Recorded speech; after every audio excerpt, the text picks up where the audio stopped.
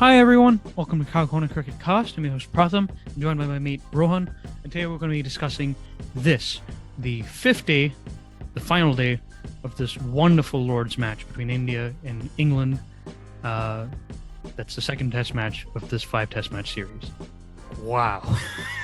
It was an amazing day's play in store for us, right? The stage had been set on day 4, which unfortunately we weren't able to cover again due to some technical reasons. But the partnership had been set between Rahane and Pujara at 180 for 6 odd, and India were looking behind the match despite that, right? It looked like the tail could be polished up quickly. Going into the match, right, we had a really clear-cut situation today where 3 early wickets fell, including punt. And once the punt's wicket fell, and at 9 wickets, India was still only about, let's say, 150 up from England's total. It's 100. I think it was 180 or something. 180, like that. Yeah, right, 180. It did look like England could actually make a fight of it and actually chase down that target, right? But then Bumrah and Shami combined for a 89-run 9th wicket partnership, and that first session, which really demoralized the pants out of England at that point. You could tell the moment that happened, right? England, began to sag. Yeah, England were never in this match, despite Joe Root being Joe Root and the best batsman on the planet at the moment. But it's like this Indian team. That's what they can do to you. It would just be some random bullshit event that no one could see coming. Mohammad Shami, oh my god, what a guy! What an amazing guy! Doesn't give a damn about anything. Just slogs for that. He's there to slog and slog only. Shami thinks of himself as a genuine all-rounder, so he's just gonna go out and hit. Yeah, he hit so many different boundaries today, which were not off the middle of bat, and he was like, no, I nailed it, man. Had a plan. I played the shot I wanted to play. Suffice to say, England had poor plans. They used the bouncer too much with unfit bowlers. They bowled their spinner for too long, and had poor field set to that spinner, and effectively Bumrah and Shami cashed in on that, right? They had some good bowling. They got lucky. A bunch of edges flew over the slips cordons, in fact, from Bumrah, for instance. But at the end of the day, it got them to about 298 for 8 declared, right? And really at that point, even though they had batted out the entire session and there were only 60 overs to get, England didn't look like they were going to have any chance of chasing that target. What they probably did expect to do was to draw the match, but we had a couple of early really good strikes. We had a lot of pressure from Siraj, who again we'll get onto his bowling in a bit. And Ishant, who kept up with the pressure as well. With a great opening spell. Yeah, that got rid of Burns really quickly as well. And with 4 wickets going down into the final session, right? You got the sense that this English batting lineup lacked the stomach for a fight. Now, a couple of the lower order bats did wag, and we'll talk about one of them later on as well. But needless to say, England pretty much got blown away, and in particular, a Siraj spell coming back into the, for his second spell, a blitzkrieg through the tail, used a really effective strategy to them of bowling a bunch of bounces and following it up with a full straighter one. And in the end of the day, England being bowled out for 51.2 overs, losing the match with 8 overs to spare. And India sealing one of their most famous and brilliant wins on the basis of individual performances I've seen in England in a long time. Going on to the match specifics itself, right? I think we have to start off with the tail wagging, and specifically that Shami-Bumrah partnership. Yeah. How often do you hear the word India's tail, the phrase India's tail wagged? Never. It doesn't happen. Maybe Ashwin and Jadeja, they bat a session together. Yeah. Then one of them gets out, and then it's tailender. It's a very morale boosting thing when your tailender bats really well, right, and unexpectedly so, and shows fight, right? Because if your 9, 10, and Jack are showing that they're fighting to stay in the match and keeping themselves well, and if they manage to score runs, it sends a message to your teammates, right?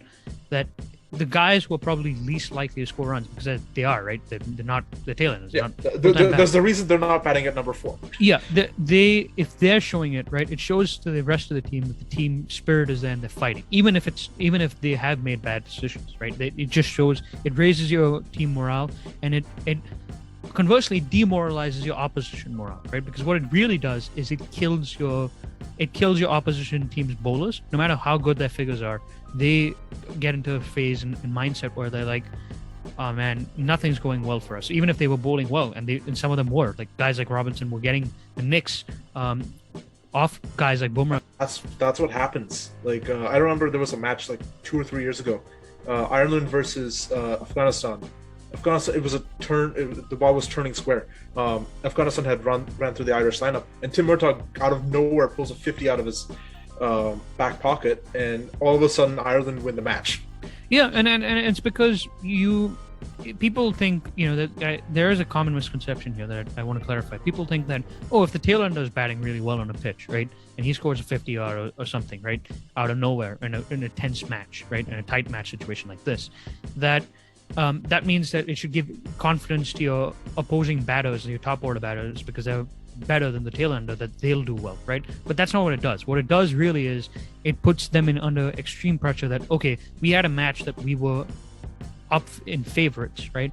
And now suddenly we know we're not going to be able to win this match anymore. And now we actually have to go out and survive in conditions that might even be a little bit more difficult than when those two are batting, right? And we're going to get judged, more importantly, on the basis of how well those two batted in comparison to how we do, which really screws with your mind. And you could tell, right? Psychologically, it affected the English batsmen. They looked timid. They looked disorganized. It affected the bowlers, too.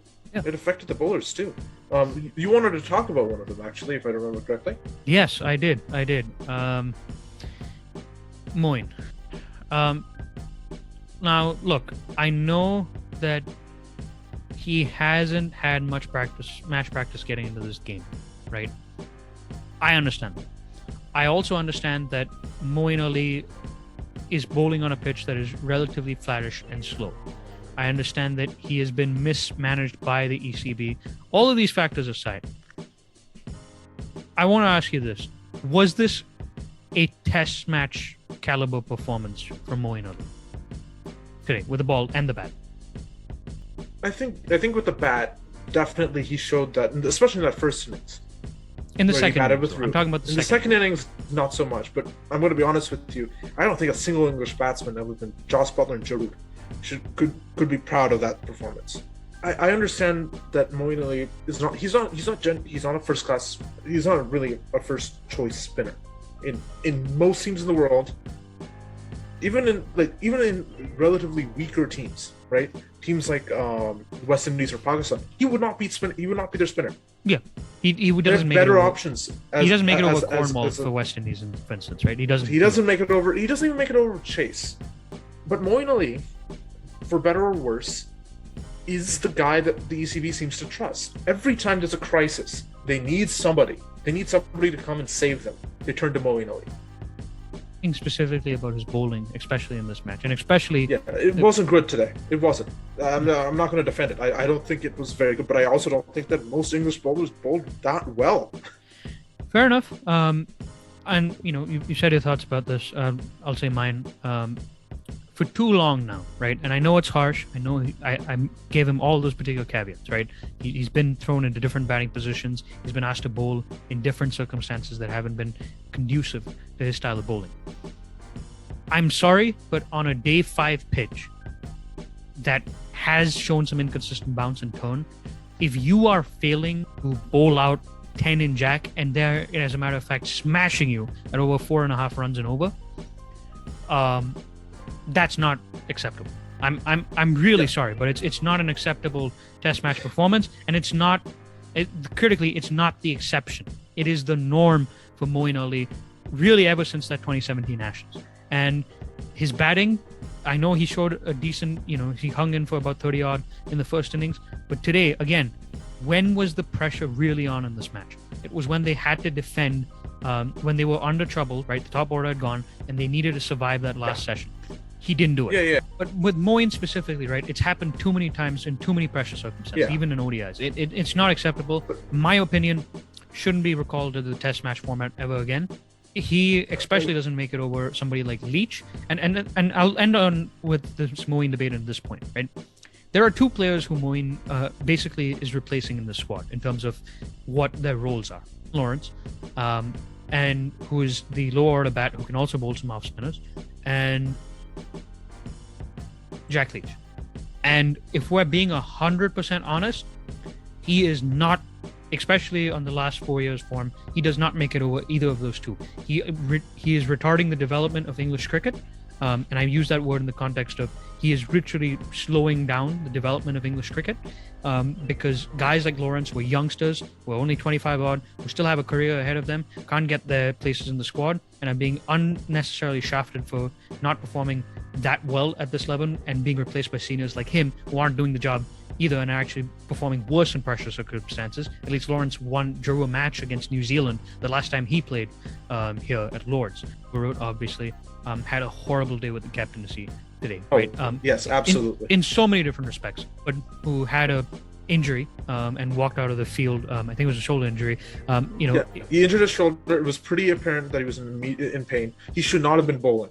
Don't make a guy who is half match fit, who can't bounce it, and who's clearly, we saw today when he was trying to bounce things, his line and length was off. They were sailing over the keeper or going too wide on the leggish stump line, outside leg. So they didn't have to play at it, or they didn't have to be threatened by it, right? And he didn't have any sort of really good short catching in fielders, which you often have to do with tailenders to really intimidate them for that. So the field was wrong. And then on top of that, because of that, he didn't bowl Anderson nearly enough, who would have probably been a better bet in terms of just getting a little bit of a swing here. Robinson got overworked because of how much he bowled him earlier in the morning, so he couldn't use him.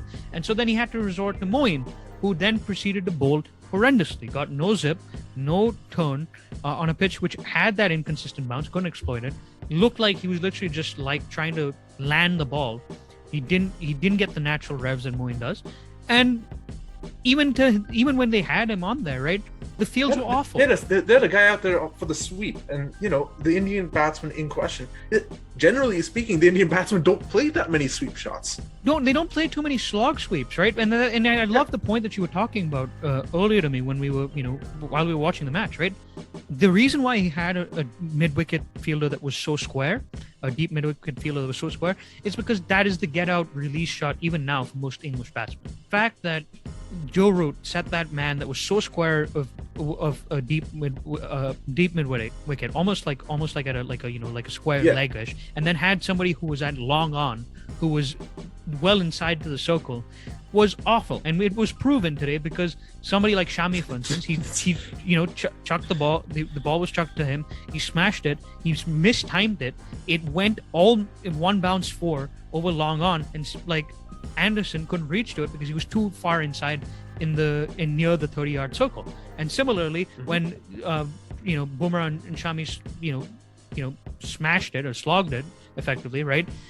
Because the man was so deep on the square side of the boundary, they couldn't effectively just they couldn't reach the ball. And a lot of fours that could have been stopped and runs that could have been saved, or even catches that could have been taken to get rid of that partnership weren't taken. So just abysmal day of captaincy from Joe Root. No nice ways of saying it.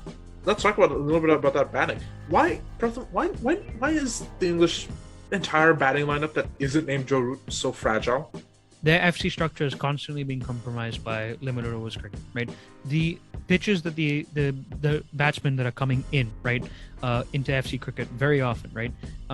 They, because of the crowded schedule with the T20 matches, the 100 now, the ODI matches and so forth, English batsmen do not play on pitches that are slightly drier and give you time to play long innings, right? And so when they come into situations that are testing, they do not have the technique, and they do not have the temperament often to survive for that long. Time to bat and score big hundreds. I'm talking about 200s, 250s, 300s in the FC structure, right? Guys like Butler, Bairstow, They don't have FC practice. And so when they come into match situations where the pitch is doing a little bit, right, they don't trust the defense enough, and they don't trust the ability to actually bat and apply themselves enough. And so they get out. The Indian bowling was on song from a lot of their players, especially Siraj. And I want to ask you about his first and second spells, because you dug a little bit deeper about this and you saw some things that were really remarkable. So his first spell was like 9 overs or something like that, and he didn't get a wicket until the seventh or eighth over in that spell. Really? But in that period, he bowled I think 5 maidens and he bowled 4 maidens, went for 5 runs. Wow. Before taking a wicket. After he took a wicket, he went for some runs because his line loosened up a little bit. Yeah. Because he was like, oh, finally I got the wicket. I can now push through, and he got 2 wickets. So you know what? My job's done. I got these 2 set batsmen out. No, to your point, right? About that, right? This is the best newish, I should say, not new ball, but newish ball spell I've seen from Siraj this entire series. Throughout this series, we have been constantly, pointing out that he's been very inconsistent with the ball. He's been too prone to bowling bumpers that aren't accurate, that are not good, and wasting the new ball in terms of bowling lines and lengths that just are too wild and woolly, rather than the full straight deliveries that he needs to bowl, and the ones that seam away from the left hand and the ones that induct to the right hand, right? And sometimes they are the ones that outswing to the right hand as well. He had all of that in show today. His seam position was better. It's still not as upright as we would like it to be, but he's getting there. You can see that he's controlling the Duke's ball better, which matters a lot. Second spell was brilliant in how he set up the batsman. The first spell and to your was point, suffocating. Right? And yes, and the second spell was devastating, right? But to your point about that spell, right? Because I think it's so important, right? This was the one time where the bouncers were accurate, right? They were accurate. Yes. They might have sailed over the tailenders' heads at times, so he could have been a little bit fuller with those bouncers, but they were in the right line and mostly the good length, and that mattered, right? Because there was a stage where England's tailenders, right, was surviving a bit at around. They still had 3 wickets to get for 14 overs, but still up to like 9 overs. Yeah. So forth, and a lot of credit for that has to go to Jasprit Bumrah for taking the strike, for mitigating risk, for making sure that Ollie Robinson would stick around, making sure that he would be around, so that they could get the game into the end stages, so that maybe either one of them are going to be there, or Wood and Anderson are going to be there. Someone is going to be there at the end of the day. And I think that what made that bouncer spell so special, right, is it looked like the batch was petering out to a draw, even with only 3 wickets to get, right? And it was around that 10 overs point where things were left, where they were like, Kohli and Siraj came up with a plan. Okay, we're going to bounce them out a little bit, even though this pitch is not necessarily the toughest to play against a short ball. We could, like Lords 2014, get these guys complacent and go for the hook of the pole, or as a matter of fact, even like fend it off to a catching position close by. And even though that didn't exactly happen, what was brilliant about the setup, right, was it forced guys like Robinson, forced the tailenders essentially, when they got those bumpers, to have their foot planted into the crease, right? And that front foot basically went nowhere. And so when Siraj slipped in the faster, fuller one, very much like a Neil Wagner does, they were pumped. Yeah. With that, guys, we're going to sign off. It's been great covering this awesome test match. Coincidentally, only the second best in a week, and yet one of the better ones I've seen in my life. So somehow some guys down in the Caribbean managed to do something even more magical. Yes. But we'll definitely come to that series at some point, so stay tuned for that. But immediately on our docket will be the 3rd test match at Headingley. There'll be a preview coming up for that as well, so stay tuned for that. And yeah, guys, take care. Bye-bye. See you.